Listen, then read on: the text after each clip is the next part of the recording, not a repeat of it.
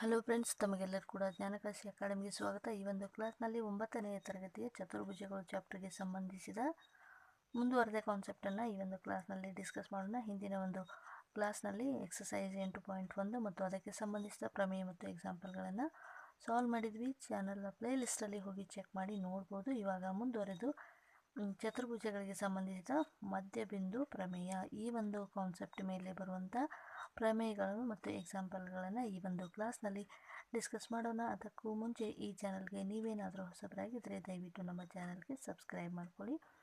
ಇವಾಗ ಮಧ್ಯಬಿಂದು ಪ್ರಮೇಯವನ್ನು ನೋಡ್ತಾ ಹೋಗೋಣ. ತ್ರಿಭುಜ ಮತ್ತು ಚತುರ್ಭುಜಗಳಿಗೆ ಸಂಬಂಧಿಸಿದ ಹಾಗೆ ಕೆಲವೊಂದು ಗುಣಲಕ್ಷಣಗಳನ್ನು ಹಿಂದಿನ ಒಂದು ಕ್ಲಾಸ್ನಲ್ಲಿ ಡಿಸ್ಕಸ್ ಮಾಡಿದ್ರಿ. ಇವಾಗ ಅದಕ್ಕೆ ಸಂಬಂಧಿಸಿದ ಹಾಗೆ ತ್ರಿಭುಜ ಎ ಬಿ ಸಿಯನ್ನು ನಾವು ಮೊದಲಿಗೆ ರಚನೆಯನ್ನು ಮಾಡ್ಕೋಣ. ರಚಿಸಿ ಎ ಬಿ ಮತ್ತು ಎ ಸಿಗಳ ಮಧ್ಯದಲ್ಲಿ ಇ ಮತ್ತು ಎಫ್ ಬಿಂದುಗಳನ್ನು ಗುರುತಿಸಬೇಕು. ನಂತರ ಇ ಮತ್ತು ಎಫ್ ಅನ್ನು ಏನು ಮಾಡಬೇಕಂದ್ರೆ ಜಾಯಿನ್ ಮಾಡಬೇಕು, ಸೇರಿಸಬೇಕು. ನಂತರ ಇವಾಗ ಇ ಎಫ್ ಅಳತೆಯನ್ನು ತೆಗೆದುಕೊಳ್ಳಿ. ನಂತರ ಬಿ ಸಿ ಅಳತೆಯನ್ನು ತೆಗೆದುಕೊಳ್ಳಿ. ನಂತರ ಎ ಇ ಎಫ್ನ ಕೋನದ ಅಳತೆಯನ್ನು ತೆಗೆದುಕೊಳ್ಳಿ. ಅದೇ ರೀತಿಯಾಗಿ ಎ ಬಿ ಸಿ ಕೋನದ ಅಳತೆಯನ್ನು ತೆಗೆದುಕೊಳ್ಳಿ. ಆವಾಗ ನಿಮಗೆ ವ್ಯತ್ಯಾಸ ಗೊತ್ತಾಗುತ್ತೆ. ಇ ಎಫ್ ಬಿ ಸಿ ಎರಡು ಅಳತೆಯನ್ನು ತೆಗೆದುಕೊಂಡಾಗ ಬಿ ಸಿಯ ಅರ್ಧದಷ್ಟು ಇ ಎಫ್ ಇರುತ್ತೆ.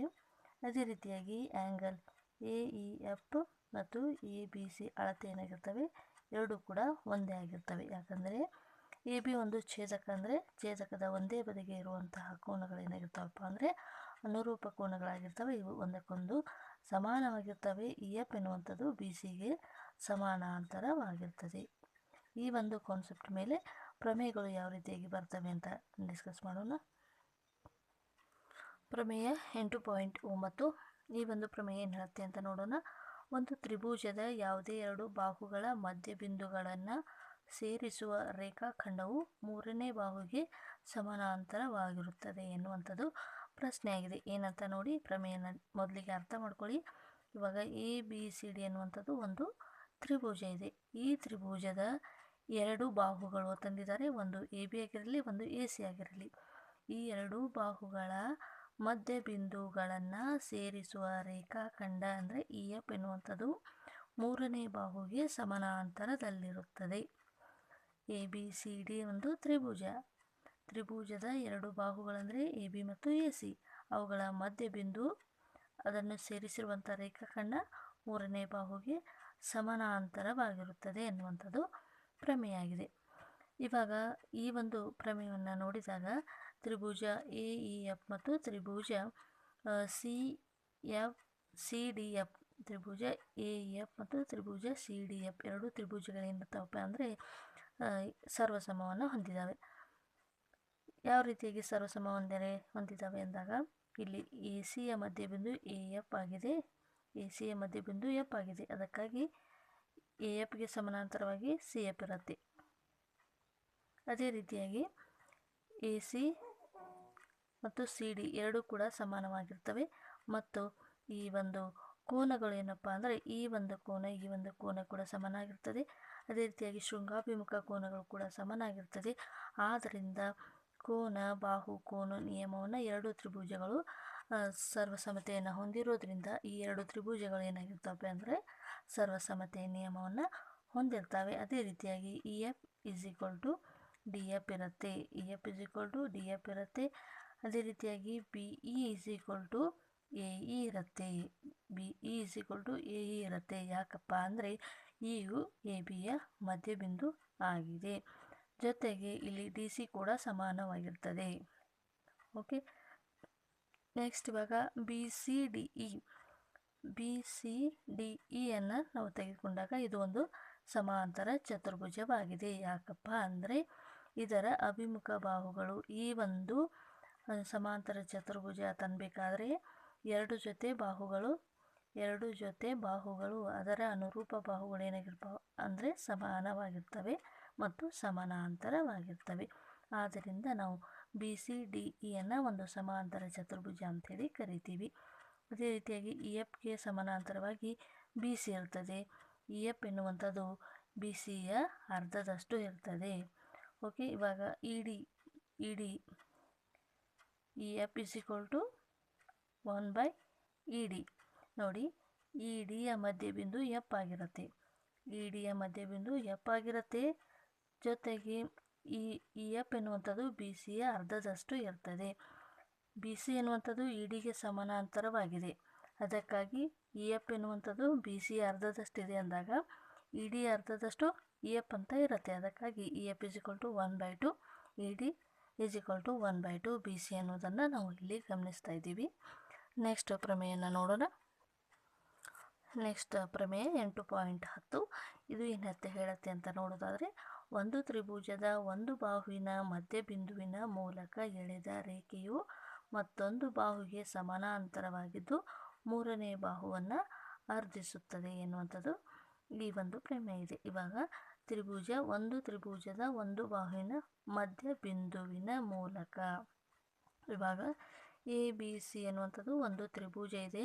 ಇದರ ಒಂದು ಬಾಹುವಿನ ಮಧ್ಯಬಿಂದುವಿನ ಮೂಲಕ ಎಳೆದ ರೇಖೆಯು, ಇವಾಗ ಇ ಎನ್ನುವಂಥದ್ದು ಮಧ್ಯ ರೇಖೆ ಏನಿದೆ, ಒಂದು ಬಿಂದುವಿನ ಮೂಲಕ ಎಳೆದ ರೇಖೆಯು ಮತ್ತೊಂದು ಬಾಹುವಿಗೆ, ಅಂದರೆ ಈ ಎರಡು ಬಾಹುವಿಗೆ ಮಧ್ಯಬಿಂದು ಇ ಆಗಿದೆ. ಈ ಮೂಲಕ ಎಳೆದ ರೇಖೆ ಏನಾಗಿರುತ್ತೆ ಅಂದರೆ ಮೂರನೇ ಬಾಹುವನ್ನು ಇದು ಏನಾಗುತ್ತೆ ಅಂದರೆ ಮತ್ತೊಂದು ಬಾಹುವಿಗೆ ಸಮಾನಾಂತರವಾಗಿರುತ್ತದೆ. ಅದೇ ರೀತಿಯಾಗಿ ಮೂರನೇ ಬಾಹುವನ್ನು ಏನು ಮಾಡುತ್ತೆ, ಸಮಾನವಾಗಿ ಅರ್ಧಿಸುತ್ತದೆ. ಇನ್ನೊಮ್ಮೆ ನೋಡ್ಕೊಳ್ಳಿ, ಎ ಬಿ ಸಿ ಎನ್ನುವಂಥದ್ದು ಒಂದು ತ್ರಿಭುಜ ಇದೆ. ಈ ತ್ರಿಭುಜದ ಒಂದು ಬಾಹುವಿನ ಮಧ್ಯಬಿಂದುವಿನ ಮೂಲಕ ಎಳೆದ ರೇಖೆಯು ಮೂರನೇ ಬಾಹುವಿಗೆ ಸಮಾನಾಂತರವಾಗಿರುತ್ತದೆ ಮತ್ತು ಇನ್ನೊಂದು ಬಾಹುವಿಗೆ ಏನು ಮಾಡುತ್ತೆ ಅಂದರೆ ಇನ್ನೊಮ್ಮೆ ಎ ಬಿ ಸಿ ಎನ್ನುವಂಥದ್ದು ಒಂದು ತ್ರಿಭುಜದ ಒಂದು ಬಾಹುವಿನ ಮಧ್ಯಬಿಂದು, ಇದರ ಮೂಲಕ ಎಳೆದ ರೇಖೆಯು ಮತ್ತೊಂದು ಬಾಹುವಿಗೆ ಸಮಾನಾಂತರವಾಗಿರುತ್ತದೆ, ಮೂರನೇ ಬಾಹುವನ್ನು ಸಮಾನವಾಗಿ ಅರ್ಧಿಸುತ್ತದೆ ಎನ್ನುವಂಥದ್ದು ಪ್ರಮೇಯ ಹೇಳುತ್ತೆ. ಓಕೆ, ಚಿತ್ರದ ಮೂಲಕವೇ ನಾವು ಪ್ರಮೇಯನ ನೆನಪಿಟ್ಕೊಳ್ಬೇಕಾಗ್ತದೆ. ಅಂದರೆ ಮಾತ್ರ ಇದು ಈಸಿಯಾಗಿ ನಮಗೆ ನೆನಪಿಡಲಿಕ್ಕೆ ಸಾಧ್ಯ ಆಗ್ತದೆ. ಸೊ ಇವಾಗ ಈ ಒಂದು ಪ್ರಮೇಯದಲ್ಲಿ ಎ ಬಿಯ ಮಧ್ಯಬಿಂದು ಇ ಆಗಿದೆ. ಈ ಮೂಲಕ ಹೊರಟ ರೇಖೆ ಎಲ್ ಆಗಿದೆ. ಎಲ್ ರೇಖೆಯು ಈ ಬಿಂದುವಿನ ಮೂಲಕ ಹಾದು ಹೋಗುತ್ತಿದ್ದು ಇದು ಬಿ ಸಿ, ಅಂದರೆ ಇದು ಮತ್ತೊಂದು ಬಾಹು ತಂದಾಗ ಬಿ ಸಿಗೆ ಸಮಾನಾಂತರವಾಗಿರುತ್ತದೆ. ಆದ್ದರಿಂದ ಸಿ ಎಂ ಸಮಾಂತರ ಎ ಬಿ ಆಗಿರುತ್ತೆ. ಸಿ ಎಂಗೆ ಎ ಬಿ ಎನ್ನುವಂಥದ್ದು ಸಮಾಂತರವಾಗಿರ್ತದೆ. ಆದ್ದರಿಂದ ತ್ರಿಭುಜ ಎ ಇ ಎಫ್ಗೆ ತ್ರಿಭುಜ ಸಿ ಡಿ ಎಫ್ ಏನಾಗಿರುತ್ತೆ, ಸರ್ವಸಮ್ಮತೆ ನಿಯಮವನ್ನು ಹೊಂದಿದ್ದಾವೆ. ಆದ್ದರಿಂದ ಎ ಎಫ್ ಸಿ ಎಫ್ ಆಗಿರುತ್ತದೆ. ಓಕೆ, ಈ ಎರಡು ಪ್ರಮೇಯಗಳಿಗೆ ಸಂಬಂಧಿಸಿದ ಹಾಗೆ ಉದಾಹರಣೆಗಳು ಯಾವ ರೀತಿ ಬರ್ತವೆ ಎಕ್ಸಾಮ್ನಲ್ಲಿ ಅಂತ ಡಿಸ್ಕಸ್ ಮಾಡೋಣ. ಉದಾಹರಣೆ 7. ತ್ರಿಭುಜ ಎ ಬಿ ಸಿಯಲ್ಲಿ ನಾನು ಚಿತ್ರದ ಮೂಲಕ ಪ್ರಶ್ನೆಯನ್ನು ಹೇಳುವಂಥ ಪ್ರಯತ್ನ ಮಾಡ್ತೀನಿ. ತ್ರಿಭುಜ ಎ ಬಿ ಸಿಯಲ್ಲಿ ಎ ಬಿ, ಬಿ ಸಿ ಮತ್ತು ಸಿ ಎಗಳ ಮಧ್ಯಬಿಂದುಗಳು ಡಿ ಇ ಎಫ್ ಆಗಿವೆ.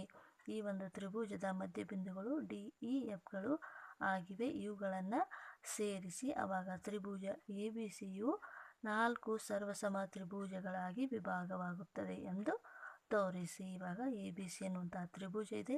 ಇದರ ಮಧ್ಯಬಿಂದುಗಳನ್ನು ಸೇರಿಸಿದಾಗ ಮತ್ತೊಂದು ತ್ರಿಭುಜ ಆಗುತ್ತೆ.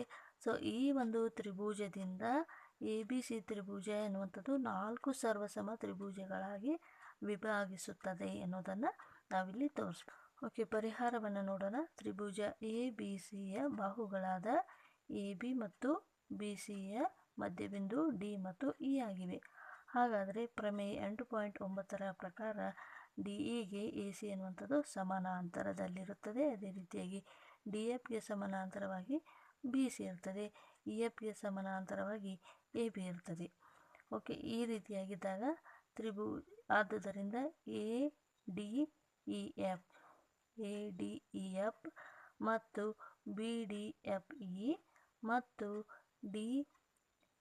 ಡಿ ಎಫ್ ಸಿ ಎಫ್ ಎನ್ನುವಂಥ 3 ಸಮಾಂತರ ಚತುರ್ಭುಜಗಳು ನಮಗೆ ಸಿಗ್ತಿದ್ದಾವೆ. ನೋಡಿ, A D E F, B D F E, ಇನ್ನೊಂದು ಡಿ ಎಫ್ ಸಿ ಇ ಎನ್ನುವಂಥ 3 ಸಮಾಂತರ ಚತುರ್ಭುಜಗಳು ಸಿಗ್ತಿದ್ದಾವೆ. ಹಾಗಾಗಿ ಇಲ್ಲಿ ಬಿ ಡಿ ಇ ಎಫ್ ಈ ಒಂದು ಸಮಾಂತರ ಚತುರ್ಭುಜವನ್ನು ನಾವು ಕನ್ಸಿಡರ್ ಮಾಡಿದಾಗ ಡಿ ಇ ಎನ್ನುವಂಥದ್ದು ಏನಾಗಿದೆ, ಈ ಒಂದು ಸಮಾಂತರ ಚತುರ್ಭುಜದ ಕರ್ಣವಾಗಿದೆ. ಹಾಗಾದರೆ ಇವಾಗ ತ್ರಿಭುಜ ಎ ಡಿ ಇ ಮತ್ತು ಎಫ್ ಇ ಡಿ ಈ ಎರಡು ತ್ರಿಭುಜಗಳನ್ನು ನಾವು ನೋಡಿದಾಗ ಸಮಾಂತರ ಚತುರ್ಭುಜದ ಕರ್ಣದಿಂದ ಉಂಟಾದ ಎರಡು ತ್ರಿಭುಜಗಳು ಏನಾಗಿರ್ತಾವಪ್ಪ ಅಂದರೆ ಸರ್ವಸಮ ಆಗಿರ್ತವೆ. ಅದೇ ರೀತಿಯಾಗಿ ಎ ಡಿ ಇ ಎಫ್ ಈ ಎರಡು ತ್ರಿಭುಜಗಳನ್ನು ಕನ್ಸಿಡರ್ ಮಾಡಿದಾಗ ಡಿ ಇ ಎನ್ನುವಂಥದ್ದು ಈ ಒಂದು ಸಮಾಂತರ ಚತುರ್ಭುಜದ ಕರ್ಣವಾಗಿರ್ತದೆ. ಹಾಗಾದರೆ ಈ ಎರಡು ತ್ರಿಭುಜಗಳು ಏನಾಗಿರ್ತಾವಪ್ಪ ಅಂದರೆ ಸರ್ವಸಮತೆಯನ್ನು ಹೊಂದಿದ್ದಾವೆ. ಅದೇ ರೀತಿಯಾಗಿ ಡಿ ಎಫ್ ಸಿ ಈ ಒಂದು ಸಮಾಂತರ ಚತುರ್ಭುಜವನ್ನು ತೆಗೆದುಕೊಂಡಾಗ ಇ ಎಫ್ ಎನ್ನುವಂಥದ್ದು ಕರ್ಣವಾದರೆ ಈ ಎರಡು ತ್ರಿಭುಜಗಳು ಏನಾಗಿರ್ತಾವಪ್ಪ ಅಂದರೆ ಸರ್ವಸಮ ಆಗಿರ್ತವೆ.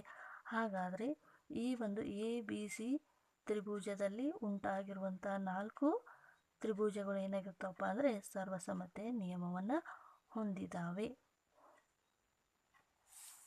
ಉದಾಹರಣೆ 8, ಎಲ್ ಎಂ ಎನ್ 3 ಸಮಾಂತರ ರೇಖೆಗಳನ್ನು ಪಿ ಮತ್ತು ಕ್ಯೂ ಛೇದಕಗಳು ಛೇದಿಸುತ್ತಿವೆ. ಇವಾಗ ಎಲ್ ಎಂ ಎನ್ ಎನ್ನುವಂಥ 3 ಸಮಾಂತರ ರೇಖೆಗಳನ್ನು ಪಿ ಮತ್ತು ಕ್ಯೂ ಛೇದಕಗಳು ಏನು ಮಾಡ್ತಿದ್ದಾವೆ, ಛೇದಿಸ್ತಾ ಇದ್ದಾವೆ. ಪಿಯ ಮೇಲೆ ಎಲ್ ಎಂ ಎನ್ಗಳು ಎ ಬಿ ಬಿ ಸಿ ಸಮಛೇದಕಗಳನ್ನು ಉಂಟು ಮಾಡಿವೆ. ಪಿ ಮೇಲೆ ಎಲ್ ಮತ್ತು ಎಂ ಎನ್ಗಳು ಏನು ಮಾಡಿದವಪ್ಪ ಅಂದರೆ ಎ ಬಿ ಮತ್ತು ಬಿ ಸಿ ಎನ್ ಸಮಛೇದಕಗಳನ್ನು ಉಂಟು ಮಾಡಿದ್ದಾವೆ. ಹಾಗಾದರೆ ಇಲ್ಲಿ ಸಮಛೇದಕಗಳನ್ನು ಉಂಟು ಮಾಡಿದಲ್ಲಿ ಎಲ್ ಎಂ ಎನ್ಗಳು ಕ್ಯೂ ಮೇಲೆ ಸಹ ಸಮಛೇದಕಗಳನ್ನು ಉಂಟು ಮಾಡುತ್ತವೆ ಎಂದು ತೋರಿಸಿ ಎನ್ನುವಂಥದ್ದು ಪ್ರಶ್ನೆ ಇದೆ. ಓಕೆ, ಇವಾಗ ಪರಿಹಾರವನ್ನು ನೋಡೋಣ. ನೀವು ಚಿತ್ರವನ್ನು ನೋಡ್ತಾ ಗಮನಿಸ್ತಾ ಬನ್ನಿ. ಈ ಒಂದು ಪರಿಹಾರವನ್ನು A B is equal to B C ಅಂತ ದತ್ತದಲ್ಲಿ ಕೊಟ್ಟಿದ್ದಾರೆ ಮತ್ತು D E is equal to E F ಎಂದು ನಾವು ಸಾಧಿಸಬೇಕಾಗಿದೆ. ಯಾಕಂದರೆ ಎ ಬಿ ಎನ್ನುವಂಥದ್ದು ಮತ್ತು ಬಿ ಸಿ ಎನ್ನುವಂಥದ್ದು ಎರಡು ಒಂದಕ್ಕೊಂದು ಸಮಾನವಾಗಿದೆ ಅಂತ ದತ್ತದಲ್ಲಿ ಕೊಟ್ಟಿದ್ದಾರೆ. ಯಾಕಪ್ಪ ಅಂದರೆ ಎಲ್ ಎಂ ಎನ್ ರೇಖೆಗಳು ಪಿ ಛೇದಕದಿಂದ ಇವು ಸಮಾನವಾಗಿ ಎ ಬಿ ಮತ್ತು ಬಿ ಸಿ ಬರುವಾಗಿ ಎಲ್ ಎಂ ಎನ್ ರೇಖೆಗಳು ಏನು ಮಾಡ್ತಿದ್ದಾವೆ, ಛೇದಿಸ್ತಾ ಇದ್ದಾವೆ. ಆದರೆ D E is equal to E F ಎರಡು ಕೂಡ ಸಮಾನವಾಗಿದ್ದಾವೆ ಅಂತ ನಾವು ಸಾಧನೆ ಮಾಡಬೇಕಾಗಿದೆ. ಇವಾಗ ಚಿತ್ರದಲ್ಲಿ ಗಮನಿಸ್ತಾ ಬನ್ನಿ. ಎಂ ರೇಖೆಯನ್ನು ಜಿ ಬಿಂದುವಿನಲ್ಲಿ ಛೇದಿಸುವಂತೆ ಎ ಮತ್ತು ಎಫ್ ಅನ್ನು ಸೇರಿಸೋಣ. ಆವಾಗ ತ್ರಿಭುಜ ಎ ಸಿ ಎಫ್ ಡಿಯು ಎರಡು ಸಮ ತ್ರಿಭುಜಗಳಾಗಿ ವಿಭಾಗಿಸಲ್ಪಡುತ್ತದೆ. ಅವು ಯಾವಪ್ಪ ಅಂದರೆ ತ್ರಿಭುಜ ಎ ಸಿ ಎಫ್ ಮತ್ತು ತ್ರಿಭುಜ ಎ ಎಫ್ ಡಿ. ಓಕೆ, ಇವಾಗ ನಾವು ಈ ಎಲ್ ಎಂ ಎನ್ ರೇಖೆ ಎನ್ನುವಂಥವು ಎ ಬಿ ಮತ್ತು ಬಿ ಸಿ ಎರಡೂ ಕೂಡ ಸಮಾನವಾಗಿರುವಂತೆ ಎಲ್ ಎಂ ಎನ್ ರೇಖೆಗಳು ಛೇದಿಸ್ತಾ ಇದ್ದಾವೆ. D E is equal to E F ಅಂತ ನಾವಿಲ್ಲಿ ಸಾಧನೆಯನ್ನು ಮಾಡಬೇಕಾಗಿದೆ. ಇವಾಗ ಎಂ ರೇಖೆಯು ಜಿ ಬಿಂದುವಿನಲ್ಲಿ ಛೇದಿಸುವಂತೆ ಎ ಎಫ್ ಅನ್ನು ನಾವು ಇಲ್ಲಿ ಸೇರಿಸಬೇಕಾಗುತ್ತೆ. ಆವಾಗ ತ್ರಿಭುಜ ಎ ಸಿ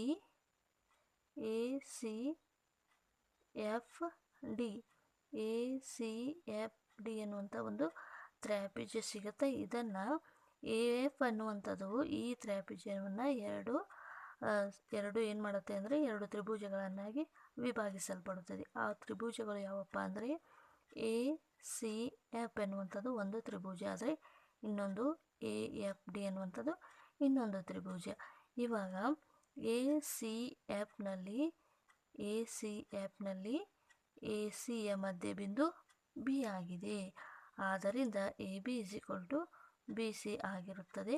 ಅದೇ ರೀತಿಯಾಗಿ ಬಿ ಜಿಗೆ ಸಮಾನಾಂತರವಾಗಿ ಯಾವುದಿರುತ್ತೆ, ಸಿ ಎಫ್ ಇರುತ್ತೆ.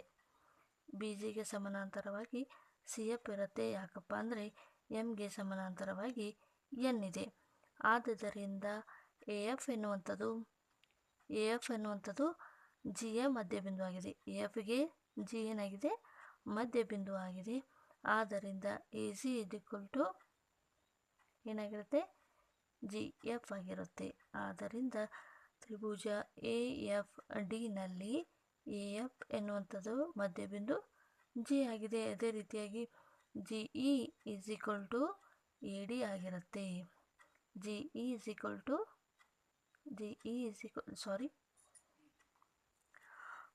ಜಿ ಇಗೆ ಸಮಾನಾಂತರವಾಗಿ ಎ ಡಿ ಇರ್ತದೆ. ಅದೇ ರೀತಿಯಾಗಿ ಇಲ್ಲಿ ಡಿ ಎಫ್ ಎನ್ನುವಂಥರ ಡಿ ಎಫ್ರ ಮಧ್ಯಬಿಂದು ಇ ಆಗಿರುತ್ತದೆ. ಆದ್ದರಿಂದ D E is equal to E F ಎನ್ನುವುದನ್ನು ನಾವಿಲ್ಲಿ ಸಾಧನೆಯನ್ನು ಮಾಡಿದ್ವಿ. ಓಕೆ, ನಾವೀಗ ಚಿತ್ರದ ಮೂಲಕ ನಿಮಗೆ ಎಕ್ಸ್ಪ್ಲೇಷನನ್ನು ಪರಿಹಾರವನ್ನು ಹೇಳಿದ್ದೇನೆ. ಆ ಒಂದು ಪರಿಹಾರವನ್ನು ಈ ರೀತಿಯಾಗಿ ಬರಿತಾ ಹೋಗಬೇಕು. ಆ ಒಂದು ಪರಿಹಾರವನ್ನು ನಾವು ಈ ರೀತಿಯಾಗಿ ಬರಿತಾ ಹೋದಾಗ ತ್ರಿಭುಜ ಎ ಸಿ ಎಫ್ನಲ್ಲಿ ಎ ಸಿಯ ಮಧ್ಯಬಿಂದು ಬಿ ಆಗಿದೆ. B G is parallel to C F, ಯಾಕಂದರೆ ಎಮ್ಗೆ ಸಮಾನಾಂತರವಾಗಿ ಎನ್ ಆಗಿರೋದ್ರಿಂದ ಎ ಎಫ್ನ ಮಧ್ಯಬಿಂದು ಜಿ ಆಗಿದೆ. ಅದೇ ರೀತಿಯಾಗಿ ತ್ರಿಭುಜ ಎ ಎಫ್ ಡಿನಲ್ಲಿ ಎ ಎಫ್ನ ಮಧ್ಯಬಿಂದು ಜಿ ಆಗಿದೆ. ಜಿ ಇಗೆ ಸಮಾನಾಂತರವಾಗಿ ಎ ಡಿ ಇರ್ತದೆ. ಆದ್ದರಿಂದ ಡಿ ಎಫ್ನ ಮಧ್ಯಬಿಂದು ಇ ಆಗಿದೆ. D F is equal to E F. ಇದನ್ನು ಇನ್ನೊಂದು ರೀತಿಯಲ್ಲಿ ಹೇಳುವುದಾದರೆ ಎಲ್ ಎಮ್ ಎನ್ ರೇಖೆಗಳು ಕ್ಯೂ ರೇಖೆಯ ಮೇಲೂ ಕೂಡ ಸಮಛೇದಕಗಳನ್ನು ಉಂಟು ಮಾಡುತ್ತವೆ ಎನ್ನುವುದನ್ನು ನಾವು ಸಾಧನೆಯನ್ನು ಮಾಡಿ ತೋರಿಸಿದ್ವಿ. ಓಕೆ ಫ್ರೆಂಡ್ಸ್, ಇವು ಮಧ್ಯಬಿಂದು ಪ್ರಮೇಯಕ್ಕೆ ಸಂಬಂಧಿಸಿದ ಪ್ರಮೇಯಗಳು ಮತ್ತು ಉದಾಹರಣೆಗಳು ಈ ರೀತಿಯಾಗಿದ್ದವು. ಮುಂದಿನ ಒಂದು ಕ್ಲಾಸ್ನಲ್ಲಿ ಎಕ್ಸಸೈಸ್ 8.2 ಡಿಸ್ಕಸ್ ಮಾಡೋಣ. ಅಲ್ಲಿವರೆಗೂ ನಮ್ಮ ಚಾನಲ್ ವೀಕ್ಷಣೆ ಮಾಡ್ತಾಯಿರಿ. Thank you so much.